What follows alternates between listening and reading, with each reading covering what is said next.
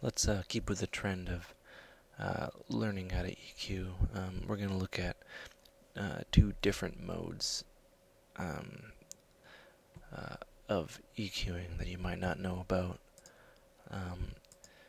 So you have the one mode, which would be just altering the frequency of particular spectrum. So you'd have we have a basic loop here, and it's just simple, just reducing the velocity, reducing just mathematically convoluting and taking out the frequencies of a particular band, and you have an unlimited selection of bands you can go through, and that's all well and good, but there's two other EQ modes that you have to be aware of, and that is left and right. So you can EQ left and right independently, your left and right speaker, and mid and side.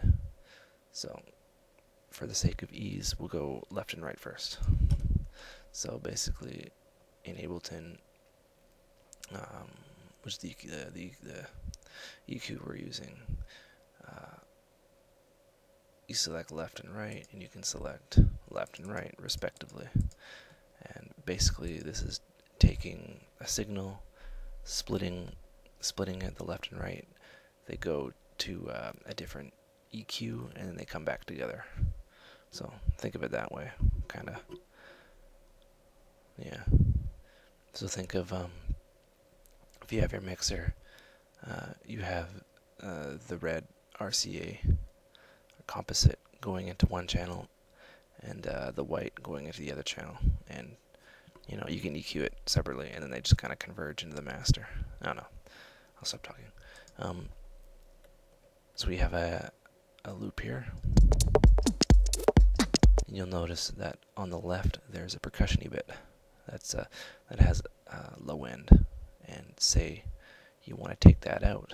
I'll play it again. You wanna take that out, but if you say you're just you're using linked mode stereo, you want to take the low end out, you'll affect the rest of the sounds on the right side. So yeah, that creates a problem with heavy stereophonic sound. So what we're gonna do, go left right again. We know the percussion, the low end percussion, is on the left side, so we'll just take that out like so.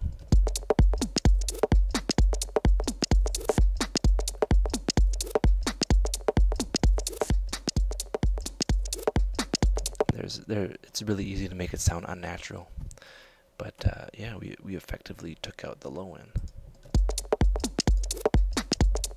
and we can boost something else on the left side.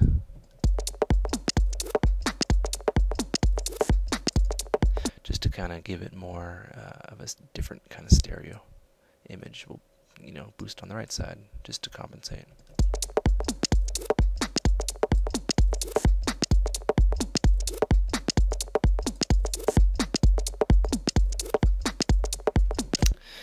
It could be confusing, but don't let it confuse you. It's quite basic if you think about it in the mixer analogy I gave you. So take that out, we'll put a new one in. Now mid-side is a little complicated. What makes it complicated is that from what I've read and what I've come to know, is that it uses maths to separate the sounds that are the same in the middle, and it separates as opposed to the sounds that are on the outside. So you effectively alter the wide sounds and the narrow image sounds independently, and I'll give you an example. So you have your mid sounds I'm going to slowly filter out.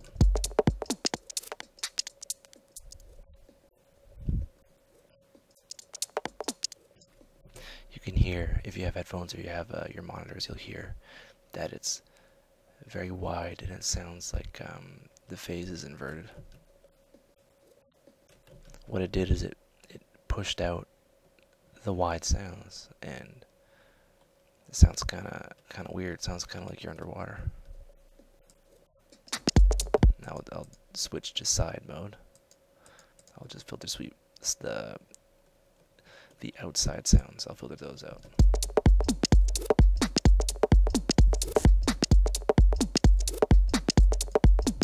You can hear that the sound is more mono, which it is, because you took out the outside sounds in your stereo image. You gotta think about it as like just like a circle, right? Or like the Vetroscope. Yeah, I'll just show that to you now. So you have this, right?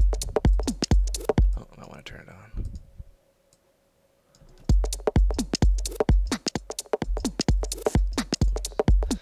Not him. So we'll take out. So right now we have a very mono sound.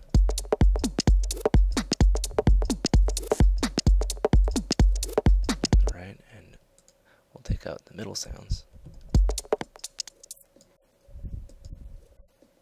Very wide, very, inverted.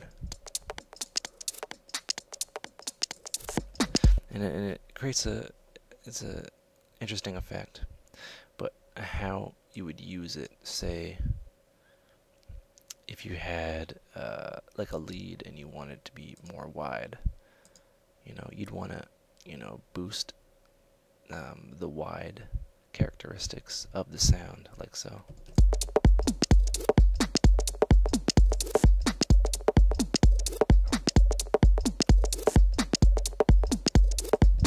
There's a lot of phasing going on there. You have to kind of keep your eye on this vectorscope. We'll go over metering later.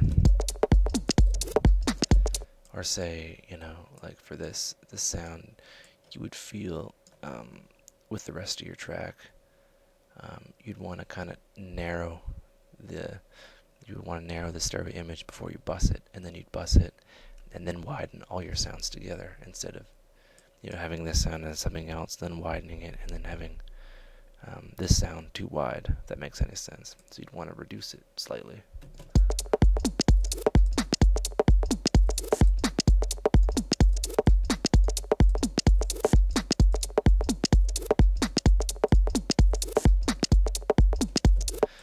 Or say you'd want to boost the low end.